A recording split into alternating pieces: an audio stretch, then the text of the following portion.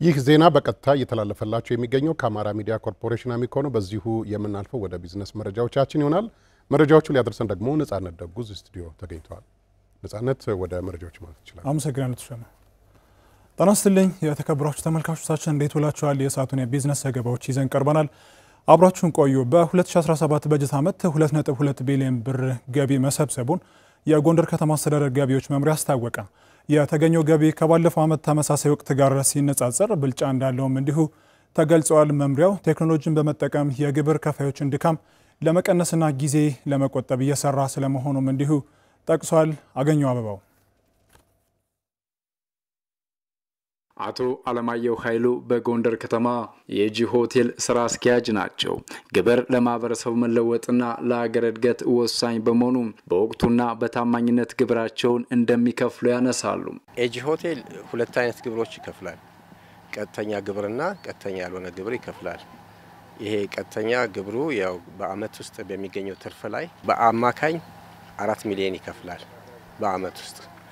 በየወሩ ደግሞ ቀጥተኛ ያልሆነ ግብር ከሰዎች ሰብስበን ከደንበኞች ሰብስበን በባት መልክ የምንከፍለው ደግሞ አማካኝ ከ350 እስከ 550 ባለው ውስጥ እንከፍላለን። የላመርጌርና የኪኖ ሆቴል ስራ አስኪያጅ አቶ የትምጌታ ሲሳይ በበኩላቸው ደረሰኝ በአግባቡ በመስጠት የሚጠበቀውን ግብር እየከፈሉ መሆናቸውን ጠቅሰዋል።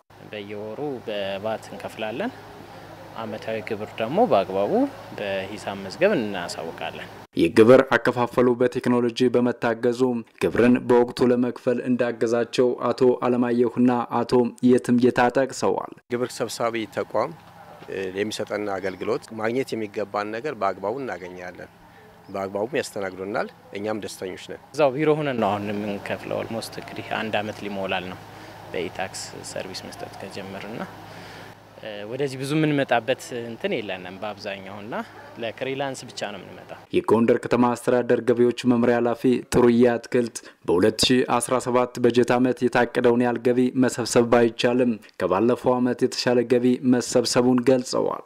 ወደ 3.9 ቢሊዮን ብር ነው አቅደን የተነሳ ነው። ጥቅል አፈጻጸማችን ስንሄድ ከመደበኛና አገልግሎት አኳያ 2 ቢሊዮን 2 ሚሊዮን ደርሰናል።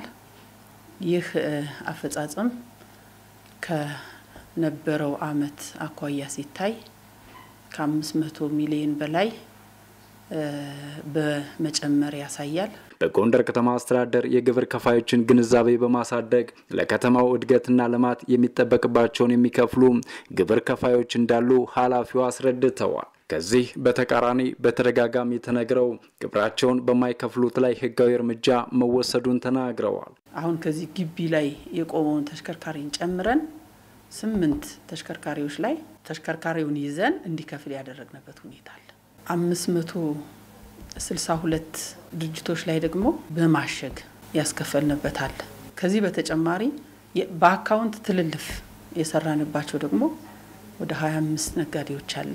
ገቢ ተቋሙ የግብር ከፋዮችን ድካም ለመቀነስና ጊዜን ለመቆጠብ በቴክኖሎጂ የታገዘ አሰራሮችን እየተገበረ እንደሚገኝ አስረድተዋል። አቤቱ ማታ ጭምር ተኝቶ የሚከፍልበት በስልኩ ይደርሰዋል። የውሳኔው መጠን በቀጥታ ከፍሎ ባንኮች ጋር ሊንኬጅ ፈጥረናል። መክፈሉን መልሶ ያሳየናል ሲስተሙ። በዚህ መሰረት አጠቃላይ የጎንደርን ግብር እያደረ እየዘመነ ከንክኪ እየጸዳ የሚሄድበትን አሰራርና ስርዓት እንፈጥራለን ብለን እየሰራን ነው። የግብር ከፋዮችን መብትና ጥቅም ለማስከበር የስነ ምግባር ችግር ያለባቸውና የአገልግሎት አሰጣጥ ችግር በፈጠሩ 61 ባለሙያዎች ላይ ከቀላል ማስጠንቀቂያ እስከ ማስተናበድ ድረስ እርምጃ መወሰዱን ከመምሪያው የተገኘው መረጃ ያመለክታል። የምስራቅ ጎጃም ዞን የደጀን ወረዳ ገቢዎች ጽሕፈት ቤት ከ82 ሚሊዮን ብር በላይ ግብር መሰብሰቡን ገለጸ። የደጀን ወረዳ ገቢዎች ጽሕፈት ቤት ግብራችን ለሰላማችን በሚል መሪ መልእክት የታክስ ንቅናቄ መድረክ አካሂዷል። የወረዳው ገቢዎች ጽሕፈት ቤት ኃላፊ አቶ ሙልጌታ ክንዴ የ2016-17 የግብር ዘመን የስራ አፈጻጸምና የቀጣይ አቅጣጫን በተመለከተ ጽሑፍ አቅርበዋል።